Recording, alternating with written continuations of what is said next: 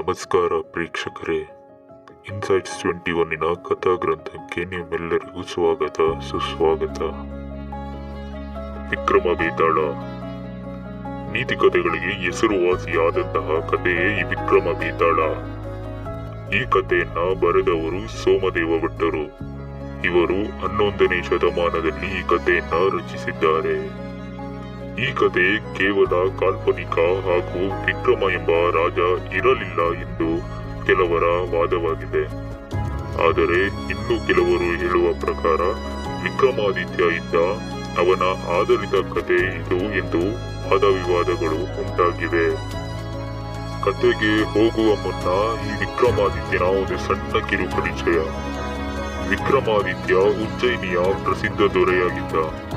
ಕ್ರಿಸ್ತಪೂರ್ವ 102ರಲ್ಲಿ ಜನಿಸಿದ್ದ ವಿಕ್ರಮಾದಿತ್ಯ ಇವನು ಆಳ್ವಿಕೆ ಮಾಡಿದ ಕಾಲವನ್ನ ವಿಕ್ರಮ ಶಕೆ ಎಂದು ಹೇಳಲಾಗುತ್ತದೆ. ಈ ಹಿಂದೆ ಕ್ಯಾಲೆಂಡರುಗಳು ಇಲ್ಲದ ಕಾಲದಲ್ಲಿ ರಾಜರು ಆಳ್ವಿಕೆ ಮಾಡಿದ ಕಾಲವನ್ನ ಶಕೆ ಎಂದು ಕರೆಯಲಾಗುತ್ತದೆ. ಇತ್ತೀಚಿನ ಸೋಷಿಯಲ್ ಮೀಡಿಯಾಗಳಲ್ಲಿ ವಿಕ್ರಮಾದಿತ್ಯ ಭಾರತ ಸೇರಿದಂತೆ ಚೀನಾ, ರಷ್ಯಾ, ಅರಬ್, ಯುರೋಪಿಯನ್ ದೇಶಗಳನ್ನ ಆಳ್ವಿಕೆ ಮಾಡಿದ್ದ ಎಂಬ ಚರ್ಚೆಗೆ ಗುರಿಯಾಗಿತ್ತು. ಆದರೆ ಸ್ಪಷ್ಟತೆ ಪಡೆಯಲು ಯಾವುದೇ ಪುರಾವೆಗಳಿಲ್ಲ.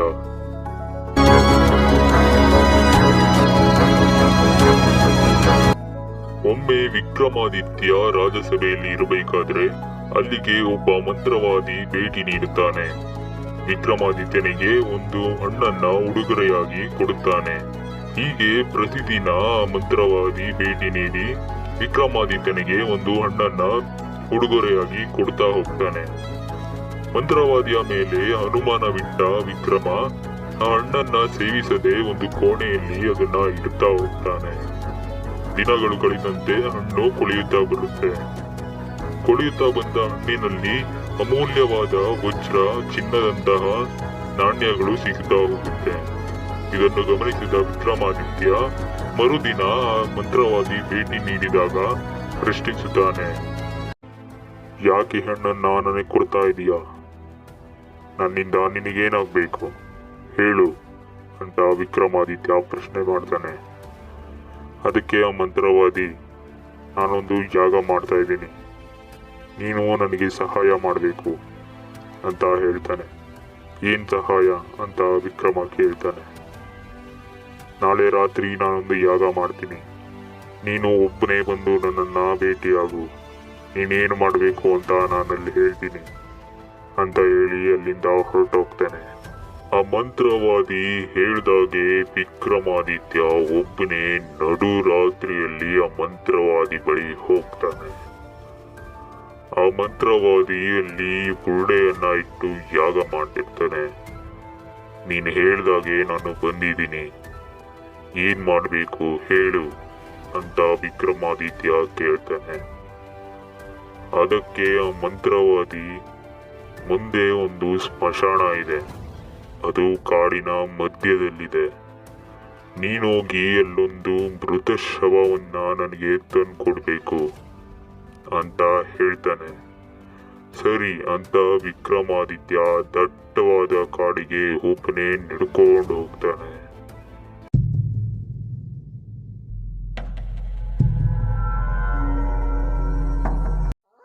ಕಗ್ಗತ್ತಲಿನ ರಾತ್ರಿ, ದಟ್ಟವಾದ ಕಾಡು, ಮೈ ಜುಮ್ಮೆನ್ನಿಸುವ ಶಬ್ದಗಳು, ಇವ್ಯಾವನ್ನು ಕೂಡ ಲೆಕ್ಕಿಸದ ವಿಕ್ರಮಾದಿತ್ಯ ಒಂದೊಂದೇ ಹೆಜ್ಜೆ ಹಾಕ್ತಾ ಹಾಕ್ತಾ ಆ ಕಾಡಿನ ಮಧ್ಯದಲ್ಲಿರುವ ಆ ಸ್ಮಶಾನಕ್ಕೆ ಬರ್ತಾನೆ. ಸ್ಮಶಾನದಲ್ಲಿ ಒಂದು ಬೃಹತ್ಕಾರದ ಆಲದ ಮರ ಇರುತ್ತೆ. ಆ ಮರದ ಒಂದು ಕೊಂಬೆ ಮೇಲೆ ಒಂದು ಮೃತಶ್ರವ ಇರುತ್ತೆ.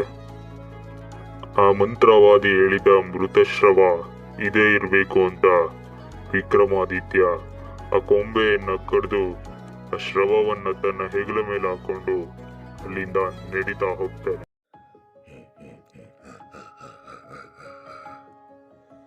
ವಿಕ್ರಮಾದಿತ್ಯ,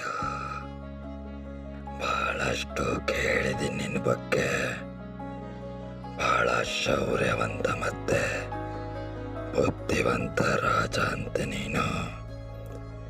ನಿನ್ನ ಬುದ್ಧಿವಂತಿಕೆನ ಇವತ್ತು ನಾನು ಪರೀಕ್ಷೆ ಮಾಡ್ತೀನಿ. ಈಗ ಒಂದು ಕತೆ ಹೇಳ್ತೀನಿ, ಕೇಳ್ತಾ ಹೋಗು. ಕೊನೆಯಲ್ಲಿ ಈ ಕತೆಗೆ ನೀನು ಉತ್ತರ ಕೊಡಬೇಕು. ಒಂದು ವೇಳೆ ನಿನ್ನ ಉತ್ತರ ತಪ್ಪಾಗಿ ಅಥವಾ ನಿನಗೆ ಉತ್ತರ ಗೊತ್ತಿದ್ದು ಉತ್ತರ ಕೊಡದೇ ಇದ್ರೆ ನಿನ್ನ ತಲೆ ಸೀಳಿ ನೀನು ಸಾಯ್ತೀಯ.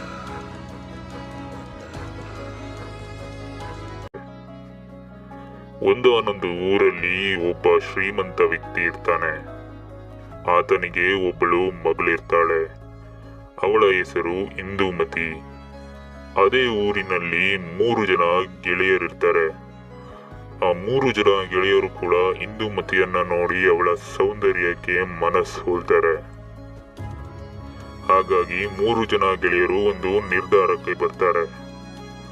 ಇಂದುಮತಿಯ ತಂದೆಯನ್ನ ಭೇಟಿ ನೀಡಿ ಅವರಿಗೆ ನಡೆದ ವಿಷಯವನ್ನ ಹೇಳ್ತಾರೆ. 3 ಜನ ಕೂಡ ಊರಿನಲ್ಲಿ ಒಳ್ಳೆ ಹೆಸರನ್ನ ಪಡೆದಿರ್ತಾರೆ. ಹಾಗಾಗಿ ಇಂದುಮತಿಯ ತಂದೆಗೆ ನಿರಾಕರಿಸಲು ಮನಸ್ಸಾಗಲಿಲ್ಲ. ಕೂಡಲೇ ಇಂದುಮತಿಯನ್ನ ಕರೆದು ನಿನ್ನ ನಿರ್ಧಾರ ಏನು ಅಂತ ಕೇಳಿ ವಿಚಾರಿಸುತ್ತಾರೆ. ಇಂದುಮತಿ ನನಗೆ ಸಮಯ ಕೊಡಿ ಅಂತ ಹೇಳಿ ಒಂದು ಕಡೆ ಚಿಂತೆ ಮಾಡ್ತಾ ಕೂರ್ತಾಳೆ. ಹೀಗೆ ಚಿಂತೆ ಮಾಡ್ತಾ ಕೂರ್ಬೇಕಾದ್ರೆ ಇಂದುಮತಿಗೆ ಒಂದು ಹಾವು ಕಚ್ಚಿಬಿಡುತ್ತದೆ. ಹಾಗಾಗಿ ಇಂದುಮತಿ ಅಲ್ಲೇ ಸತ್ತು ಹೋಗ್ತಾಳೆ. ಇಂದುಮತಿ ಸತ್ತ ಮೇಲೆ ಎಲ್ಲರೂ ಕೂಡ ದುಃಖಿತರಾಗ್ತಾರೆ. 3ನೇಯವನು ಇಂದುಮತಿಯ ಅಂತ್ಯ ಸಂಸ್ಕಾರವನ್ನು ಮಾಡಿ ಪಿಂಡವನ್ನ ಬಿಡುತ್ತಾನೆ. ಇನ್ನ 2ನೇಯವನು ಇಂದುಮತಿಯನ್ನ ಸುಟ್ಟ ಜಾಗದಲ್ಲೇ ಒಂದು ಗುಡಿಸಲನ್ನ ಕಟ್ಟಿ ಅವಳ ನೆನಪಲ್ಲೇ ಬದುಕೋದಕ್ಕೆ ನಿರ್ಧಾರ ಮಾಡ್ತಾನೆ. ಇನ್ನ 1ನೇಯವನು ಅಲೆಮಾರಿಯಾಗಿ ಹುಚ್ಚನಂತೆ ಊರೂರು ಅಲೆದುಕೊಂಡು ಬದುಕ್ತಿರ್ತಾನೆ. ಹೀಗೆ ಅವನು ಊರೂರು ಅಲಿಬೇಕಾದರೆ ಒಂದು ಮನೆಗೆ ಒಂದು ಉಳಿದುಕೊಳ್ತಾನೆ. ಆ ಮನೆಯಲ್ಲಿ ಒಂದು ಪುಟ್ಟ ಸಂಸಾರವಿರುತ್ತದೆ. ಮನೆಯ ಯಜಮಾನ, ಅವನ ಹೆಂಡತಿ ಹಾಗೂ ಅವನ ಪುಟ್ಟ ಮಗು ಇರುತ್ತದೆ. ಮನೆಯ ಯಜಮಾನಿಗೆ ಬಹಳಷ್ಟು ಕೋಪವಿರುತ್ತದೆ. ಒಮ್ಮೆ ಆ ಪುಟ್ಟ ಮಗು ಹಠ ಮಾಡುತ್ತಿದೆ ಎಂದು ಆ ಮನೆಯ ಯಜಮಾನಿ ಆ ಮಗುವನ್ನ ಬೆಂಕಿಗೆ ಎಸೆದು ಸುಟ್ಟು ಹಾಕಿಬಿಡುತ್ತಾಳೆ. ಇದನ್ನು ಕಣ್ಣಾರೆ ಕಂಡ ಅಲೆಮಾರಿ ಇವಳೆಂತ ರಾಕ್ಷಸಿ ಇರಬೇಕೆಂದು ಅಲ್ಲಿಂದ ತಪ್ಪಿಸಿಕೊಳ್ಳೋದಕ್ಕೆ ಪ್ರಯತ್ನ ಪಡ್ತಾನೆ. ಅಷ್ಟರಲ್ಲಿ ಆ ಮನೆಯ ಯಜಮಾನ ಅವನ ಕೈಯನ್ನ ಹಿಡಿದುಕೊಳ್ತಾನೆ. ಹೆದರಬೇಡ, ನಾನಿದ್ದೀನಿ ಬಾ ಅಂತ ಹೇಳಿ ಅವನನ್ನ ಕರೆದುಕೊಂಡು ಹೋಗ್ತಾನೆ. ಅವನ ಮನೆಯಲ್ಲಿ ಒಂದು ಪುಸ್ತಕವನ್ನ ತಗೊಂಡು ಆ ಮಗು ಸುಟ್ಟಿರುವಂತಹ ಬೂದಿಯನ್ನ ಒಂದು ಕೈಯಲ್ಲಿ ಹಿಡಿದು ಆ ಪುಸ್ತಕದಲ್ಲಿ ಇರುವ ಒಂದು ಮಂತ್ರವನ್ನ ಪಠಿಸುತ್ತಾನೆ. ಆ ಮಂತ್ರವನ್ನು ಪಠಿಸಿದ ಕೂಡಲೇ ಆ ಮಗು ಮತ್ತೆ ಮರುಜನ್ಮವನ್ನ ಪಡೆದು ವಾಪಸ್ ಬರುತ್ತದೆ. ಇದನ್ನು ಕಂಡ ಆ ಅಲೆಮಾರಿಗೆ ಒಂದು ಉಪಾಯ ಒಳೆಯುತ್ತದೆ. ಯಾರು ಇಲ್ಲದ ಸಮಯದಲ್ಲಿ ಆ ಪುಸ್ತಕವನ್ನ ಕದ್ದು ಆ ಅಲೆಮಾರಿ ಮತ್ತೆ ಹಿಂತಿರುಗುತ್ತಾನೆ. ಎಲ್ಲರನ್ನು ಕರೆದು ಆ ವಿಷಯವನ್ನ ಎಲ್ಲರಿಗೂ ಹೇಳುತ್ತಾನೆ. ಸುಟ್ಟ ಇಂದುಮತಿಯ ಬೂದಿಯನ್ನ ಒಂದು ಕೈಯಲ್ಲಿ ಹಿಡಿದ ಅಲೆಮಾರಿ ಆ ಪುಸ್ತಕದಲ್ಲಿ ಬರೆದಿರುವಂತಹ ಮಂತ್ರವನ್ನ ಪಠಿಸಲು ಶುರು ಮಾಡ್ತಾನೆ.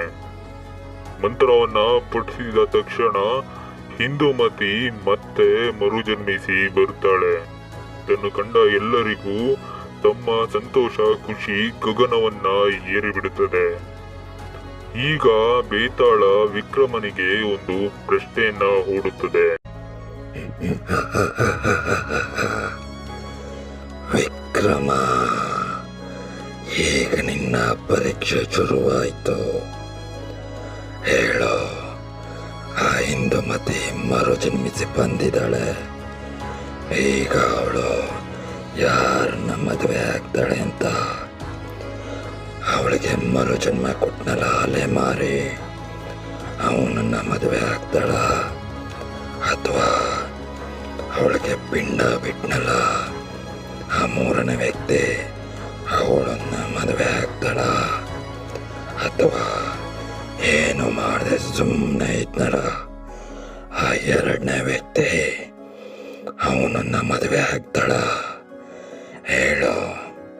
ಇದಕ್ಕೆ ಉತ್ತರ ಗೊತ್ತಿತ್ತು ಹೇಳಿಲ್ಲ ಅಂದ್ರೆ, ಅಥವಾ ತಪ್ಪು ಉತ್ತರ ಕೊಟ್ರೆ ನಿನ್ನ ತಲೆ ಸೀಗಡಿ ಸಾಯ್ತೀಯಾ?